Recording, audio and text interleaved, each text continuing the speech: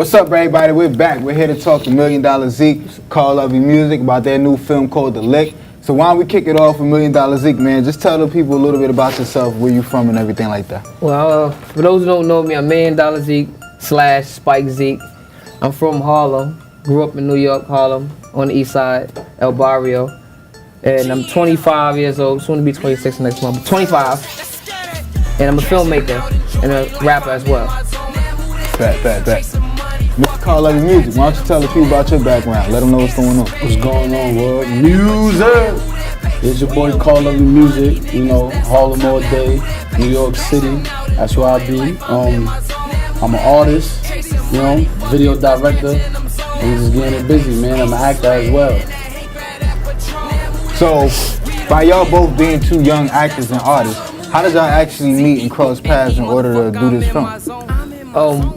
Do this film, The Lick, actually I was already doing films, and we were artists as well. Like, I'm an independent artist and he's an independent artist, and we came across music in the past, and us growing a relationship with the music. When I started doing film, we just eased up together and we got to do our film. Right. The Lick.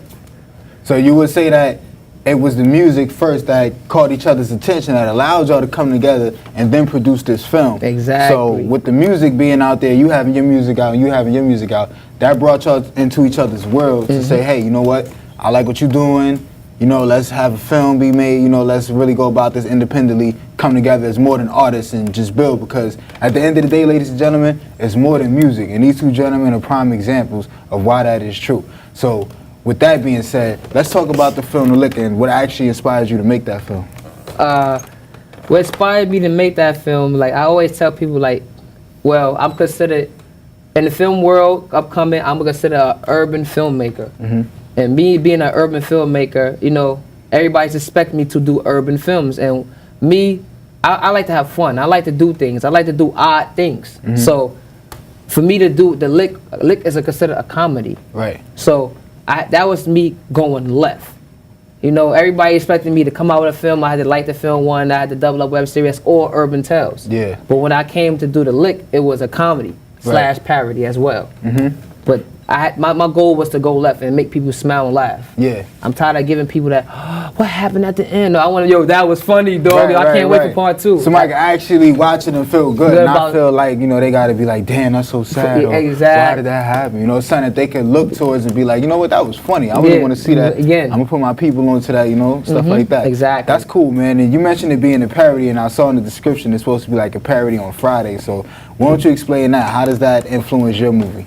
Well, Friday, it plays a big part of my life, career, everything. Like the characters, the storyline. You know, I thought it was I thought it was magnificent. Like I loved it. So I like to watch that. Everybody loves Friday. Everybody has a favorite scene in Friday. Everybody has that one line that they can't. I mean, Debo knocking somebody on the bike. You know, you feel me? Smokey taking a dump behind a corner. You know, those little scenes, those epic scenes that happen every day in the hood. Right. And I'm from the hood, so when I saw that, I grasped to it. You know, and then I couldn't just, I figured, you know, this is my, I like it, I see it, I want it, I'm gonna try it.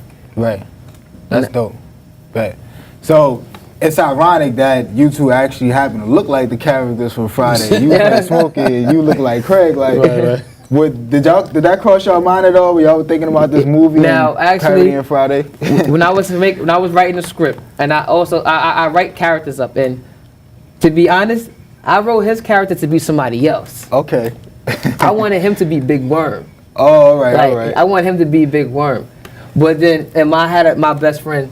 He was gonna be. His name is Mac. So Craig, Mac was kind of like, all right, you could play Craig because your name is Mac. So, but I figured like when you're doing film, I was grown at that time, still being grown. I had to figure this not about favoritism. It's about what fits the film right. Right. What's best for the film. And he fits the film as Craig perfect, and I fit Smokey. I was building the film around me as first. Okay. But I needed a solution. Yeah. And he was the perfect solution. Yes, he was the perfect co-star. So I needed him like. It was like white on rice, you know, white rice and peas, like it just went.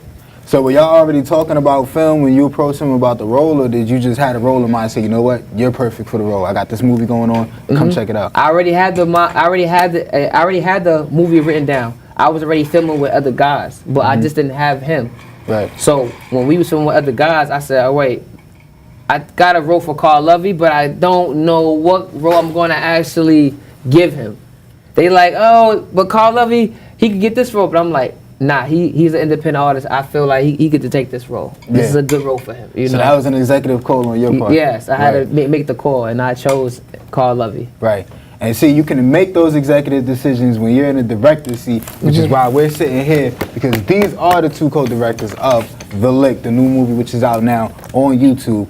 Carl Lovey, why don't you tell the people what actually made you say yes to that offer that Zeke presented you with? You know, being that you do have a little acting past. Right. You want to speak on that and tell them how that influenced you in this movie? I mean, yeah, you know, I've done stage plays in the past. A double wedding stage play, Irresistible stage play. I've acted in that. I'm in a short film right now that's called Storyteller. That's on YouTube. I'm starring in that with a wonderful actress, Jasmine Frazier and Tay Day. She shot that. I'm actually in Like the Film, LITE, the film with Zeke. That's his first movie he did. So pretty much by the time we got to The Lick, it was just like he was saying, man, it just meshed well. You know, he threw the offer in, like the Big Worm role. I wanted that, but he felt, you know, the Calvin character fit me, and I understood, and that's my guy. So you know, I ain't gonna turn it down. You know what I'm saying? We trying to come up, so that's what we doing, and I'm just with it, and everything's worked out perfect, man. The chemistry is dope. On camera and everything, it's good films, man. Off camera too. Off camera too. Off camera too. That's my guy. Off camera. Behind the scenes. Don't forget off camera too. That's a fact. Well, you know, that's a good look, man, because what y'all actually doing is y'all putting power into the people's hands of Harlem, you know, where y'all shooting at, because these are people who might not necessarily be doing anything, but seeing y'all giving them motivation, inspiration, like, yo, my man shooting a movie, yo, we can actually be in the scene, yo, we gonna be on the screen, So it's people who wouldn't even think that they're worthy of being in the movie or being on the screen and seeing y'all, and y'all bring that to them. You know what I mean? That has a real strong impact. That's why we brought y'all here tonight, man, to motivate and inspire others that's out there, because we need that, bro. Yeah, we do need that in our community. There's a lot of things going on in the community that don't take place, like, I mean, helping others. Like, so I figure like film is a way to bring dreams to reality. Facts. And a lot of people want to dream the best things. They want to do this, they want to do that, but with the power of film, you can bring it to reality. Right. It may be for a little segment, hour or two, but you be able to bring it to life. Right, you know? right. So that's a fact.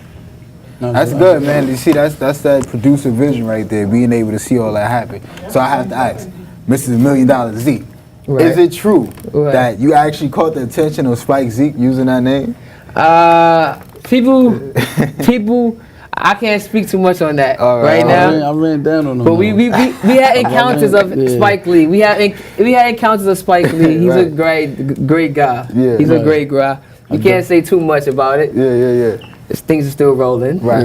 But yes, he's a great guy, you know. And I mean, as a filmmaker, I look up to that dude. You know, like that's why I actually got my name SpikeZeek from. I'm not going. I always give credit when credit is due. Right. As me on the set running around trying to fix the lights, me trying to fix the audio, me trying to fix the camera, and then trying to act as well. They like, what do you think you are, SpikeZeek? I mean, Spike Lee. Like, so I'd be like, no, I'm SpikeZeek, throwing the joke back at them, and they stuck on me. So when I see people speak about Spike Lee and all the his attention and everything, I don't want it to be a bad thing. Right. You feel me? Because in a way, he paved the way for black filmmakers. Yeah. So I always would tilt my hat to that man, you know, because he paved the way for us, you know. Yeah, fact. See, there's nothing wrong with showing appreciation out there, man. If you're an artist, you know, having a favorite artist, if you're a dancer, having a favorite dancer, there's nothing wrong with that. But like the man said, give credit where credit is due, you know. So that's the thing. Y'all have to understand that whatever it is you want to do, you can make it happen. Dreams come to reality. Music, movies, all of that. It's bigger than music. It's bigger than movies. It's about coming together and giving out opportunities. These brothers didn't just make this movie for themselves. They made it to involve the people around them within their community, and that's what it's all about. Giving y'all that motivation so y'all can get up and go do whatever it is y'all want.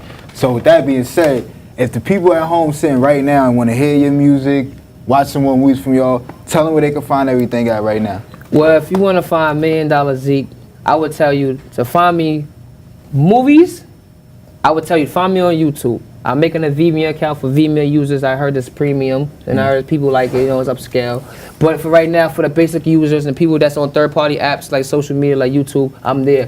$1 Million subscribe now. For my music, I'm more on SoundCloud and YouTube as well. So everything is $1 Million Zeke. Right. / SpikeZeek. Everything. Right. Mr. Carl Lovey, tell the people where to find your stuff at, What's man. going on, world? Music. As far as you want to get more insights of me with my music, that's on a lot of different places, man. YouTube, Worldstar, iTunes, Spotify. Just look it up. Carl Lovey Music, man. The acting, you can go on YouTube. If you subscribe to my channel on YouTube, you can see on my playlist. You can see like behind the scenes things. You can see my acting in movies and stuff like that. Videos I done directed and such. So everything Carl Lovey Music, man. CARLOVY Music with 2 C's. Music. Don't forget you're on Worldstar too. Worldstar. How are you? Rest in peace to Q from Worldstar. Rest in peace to Q. That was heartbreaking. Paid the big way for hip hop, man, for real. Word. So, listen, The Lick is a wonderful movie. It's out on YouTube right now. Trust me, y'all go see it. Y'all are going to want to find a sequel. So tell the people when they can expect the sequel to come out, what y'all got coming in the future, what else to look forward to. The title is The Lick, LIQU3. This what I mean? So you won't get it misconstrued. LIQU3. Check that out on $1 Million Zeke page, Carl Lovey Music. The Lick. Part 2 we working on. We got Light the Film 2 coming out. We working on that. LITE, the film. Everything, Carl Lovey Music, $1 Million Zeke. Same thing. What he didn't tell y'all, we got a short film too, y'all. It's called Manhunter. Right, Manhunter, baby. Yeah, see, Manhunter. I want to remind the world. So this is why I'm saying this, because we have a short film called Manhunter. For people who can't get large crowds, there's a bunch of short film festivals out there. This is for mad motivation. There's a bunch of short film festivals out there that's taking us. They giving us money to make movies. So don't be scared. Like, even if you don't have a high school diploma, GED, all you gotta do is have creativity. Right. But far as the future, we have a new web series coming along called The Stain. We have season 2 of The Double Up coming right now. We have, like you said, Light the Film, LITE. That's the film part 2. Okay. We already did part 1, and we have The Lick part 2 coming. I wasn't supposed to tell nobody that, but I want to surprise myself. I seen that at the end of the movie. I know, but I wanted to say, I was watching, I was paying attention, I seen that. So we got that coming too, but we have a lot in store for the spring and the summer. Right. All right, cool. Manhunter as well. Manhunter, y'all can check that out. That's a short film. It's a Harvard joint, so you got to sign into YouTube to check it out. 18 and older, Manhunter, creepy joint. It's phenomenal. Starring Carl Lovey and $1 Million Zeke again. So if you check it out, it will be dope. It's something worth your time. If you like comedies, this is a comedy in the hood. If you like Leprechaun in the Hood, you like Manhunter. Right, comedy. All right, so with that being said, of course we're going to have this gentleman back to come and talk about their sequels. I mean, gentlemen, again, it's a beautiful thing what y'all doing. Y'all got comedies in the hood. You got horror movies in the hood. Listen, we are changing the face of young black men in America. It's not what it used to be. We now have the power to create our own films, our own music, do whatever it is that we want. So to all you viewers out there that are watching, don't be afraid. Whatever it is you want to do, make it happen. Get people around you that also want to make it happen. Leave the naysayers behind. Go after what you want. It's mad motivation. You could do it. You put your mind to it. We about to sign out, ladies and gentlemen. Facts. I have y'all back for the sequel, follow-up, interview. You dig? This is mad motivation, y'all. Say what up. Y'all already know mad motivation. All right. Peace out. Music.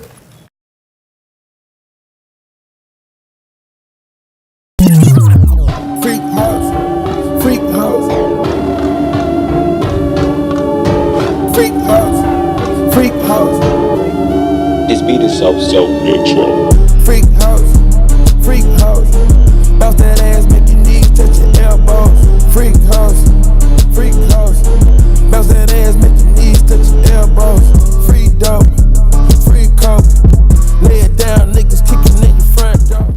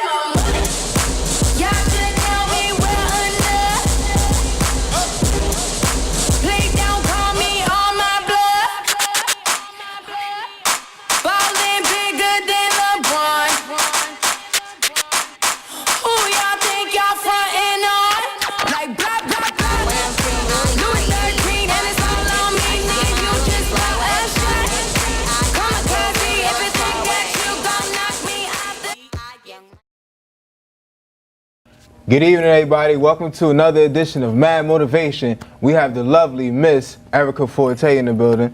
How you doing tonight, Erica? I'm good. Thanks for having me. No problem. Thank you for being here. So, I'm going to ask, 'cause I'm sure many of the viewers would like to know as well. Is Forte really your last name? Yes. It is? Yes. Wow. Yep. It's very intriguing because that could actually be like a catch name, Erica Forte. So Yeah. someone might ask, what's your forte? You know, what is your line of business? What do you do? Yeah. So for those out there who don't know, why don't you tell everybody what it is that you're doing right now? So at the moment, I am a social worker. Prior, I was a teacher, so I created a program that targets students who need to increase their math level, reading level, or family might need just some extra support. My program's called Beyond Readiness. Beautiful, beautiful.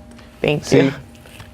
there oftentimes are scenarios where we have our lost and misforgotten youth who aren't necessarily high achievers, and many of those occasions don't lead to positive results because there are limited resources or ways in which how these kids can be addressed. So Erica, being an entrepreneur that she is, she curated this idea to reach these youth who might not be getting the help that they need. For those of you out there who want to know what it takes to create your own business and go from an idea to actually manifesting something like your own business, we're going to have Erica explain what drove you to create Beyond Readiness. What made you come up with that conception? I knew I wanted to start my own business, but I didn't know how to. It's not easy, but it's doable, and you have to stay consistent. Right. And You mentioned being passionate about the work and also being in the streets, reaching the youth at that level, meeting them when where they're at. So in regards to that, would you consider passion being the number one driving force to keep you motivated? What you do is like, if you're not passionate about it, you really aren't going to give it your all, because being an entrepreneur is more than 40 hours a week. You know, it's a constant grind, no days off. So for me, I went to college and I came back and I kept seeing the same thing, like kids looking like they needed help. Right. They needed help, and I knew that, you know, I needed to start a program. I didn't know how I was gonna start it. I didn't know what direction to go into, but I did. I continued to do research. I reached out to people that had their own business. I would like network, so I would intern at different organizations throughout Harlem. And then when I actually started working as an advocate, I would go and create partnerships with different community organizations in terms of youth components. A lot of organizations in Harlem, but not a lot of youth components. Right. So that's kind of, I think it's really important that parents are taking ownership of their child's identity and allowing them to, of course, become who they are supposed to, but also remembering to instill those values and morals very early on and let them know like what's out there. You know, you can't prepare them for everything, but again, teaching them those life skills that they will need when they're out there in the streets, especially for our young men.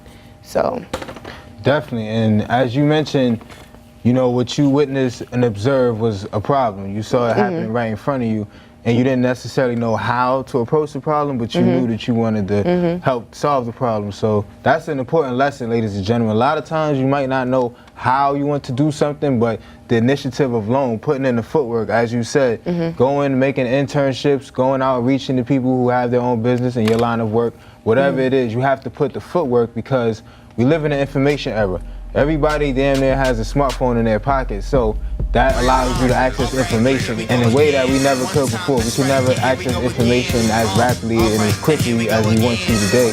So you need to take advantage of those opportunities. When you see resources around you, you need to do your best to gather those resources and have them work in your best interest. Now, when you were conceptualizing your idea, and you had the approach of making it inclusive with the parents along with the students, how did that work? Because you said it started with the students, but what made you think, okay, I want to have the parents in on this as well? You know, Well, when I first started doing mentoring, I had two young women from Harlem. Literally just walked up to them. I had the craziest attitude growing up. So like they had the same vibe, gave me the same attitude, so I just, reached out to them. I walked up to them, I'm like, are you interested in being mentored? And it was a little awkward and weird, but we met the first time at like a Starbucks. One of the girls, both young ladies' grandmothers were social workers, which is so funny that I went into social work. So when I did go to meet with them, I felt like it was important that their parents knew that they had to support who I was, what I was trying to do, and let me in on what they needed support with. Because I can just come in, but I'm not the expert. So, their grandmothers gave me that background in terms of like, this is the rundown, this is what's actually going on, and it's what you could work with them on, in a sense. And I had the resources in terms of one of the students, she's now in Ohio, she's at Notre Dame University, but she came from Westside High School, which is an alternative school. Right, yeah, I know about Westside. Right, so, and she fell into rugby. They had rugby there, she got a rugby scholarship, she finished high school in a year, and I had her around me seeing my work ethic, what I did, how many jobs I worked, and I was still in college myself.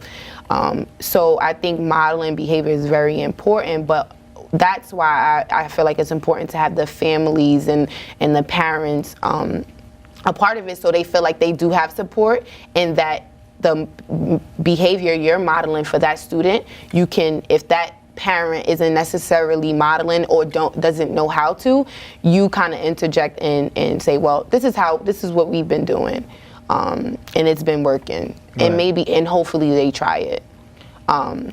So that's great. See, you can actually be providing motivation in ways that you're not even necessarily aware of, because indirectly by you modeling behavior that was so positive, the young lady was able to observe and say, you know what, this is an example I would like to follow. And therefore she set herself on a path. That's not necessarily a sport you would hear in the hood, rugby, So for her to find that niche and work it and get a scholarship on it, that just goes to show, again, it starts with idea. You might not know how, but just putting in that footwork and having that drive, it ends up leading you to all type of opportunities that you might never even be exposed to. Right. So it's important when you have that motivation and you have those ideas sparking, you have to reach out to people who you know will be in your best interest in helping you find the next step, because all it takes is a step to go from a thought to an actual idea manifesting. Right. Right? I think it's always important to get parents on board, because at the end of the day they go home to their parents and the behavior is going to continue. Yeah. So. Yep. There you have it, ladies and gentlemen. Black excellence at its best. So before we go, why don't you tell everybody where they can find out more about Beyond Readiness and also what the future of Beyond Readiness looks like. Okay. So Beyond Readiness at this time, so you can find us on social media at Beyond Readiness, literally on Instagram. And then up and coming will be beyondreadiness.com. So you can find us there as well. And then you can email us at eforte@beyondreadiness.com as well to inquire. In terms of the future for Beyond Readiness, we're partnering at this moment with the Bronx Defenders to provide support to their cohort of students. As well as we're running out of a center in Harlem at this time.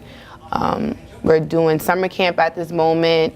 We'll be doing summer camp next year. Nice. And it's really just geared towards math and ELA. So that's the main focus, making sure that your child, if he or she is going into kindergarten or first grade, that they're really prepared. A lot of students we've seen this year, they're coming out of daycare and they don't know how to read, or they're coming out of first grade, kindergarten, second grade, and they're not reading on their level. So really providing that support over the summer, as well as you can have an in-home tutor come and work with your child one-on-one in the household or at the library. And sometimes when your child is good in math, they rush with reading. Right. So it's really looking at, is it a matter of them not understanding, or is it a matter of them rushing and needing more methods and techniques?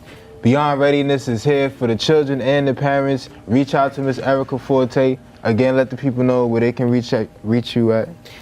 You can reach us at Beyond Readiness through Instagram, or eForte at beyondreadiness.com, or beyondreadiness.com, the website. Once again, ladies and gentlemen, you've been now watching a great episode of Mad Motivation. We're here for you. We're here for the kids. We're here to motivate you guys. Thank you for tuning in. Have a good night.